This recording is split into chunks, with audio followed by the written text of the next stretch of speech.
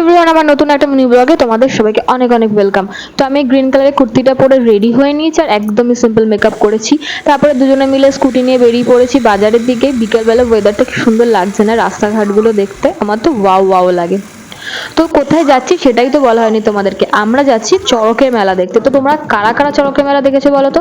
তারপরে মেলা মাঠে এসে দেখে এখনো কিছু রেডি হয়নি, তাই চলে গেলাম আইসক্রিম খেতে। তারপরে আইসক্রিম খেয়ে এসে দেখে এখানে গাছ পোতা হয়ে গেছে আর সব সন্ন্যাসীরা এখানে মিলে ঢাক বাজাচ্ছিল, নাচ করছিল। আমি তো জীবনে প্রথমবার এগুলো দেখলাম আর আমার না এটা খুব ভালো লাগছিল দেখতে। আমি এর আগে শুধু একবারই দেখেছি, সেটা বর্ষিকেতে ঘুরে ওইটা।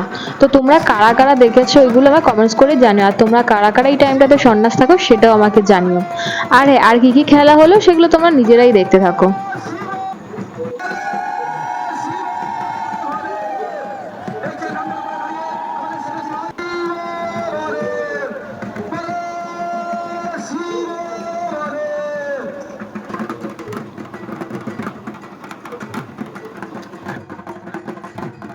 যেহেতু চড়ক মেলায় খেলাগুলো শুরু হতে হতে অনেক রাত হয়ে গেছিলো, তাই পুরো খেলাগুলো আমরা দেখতেও পাইনি।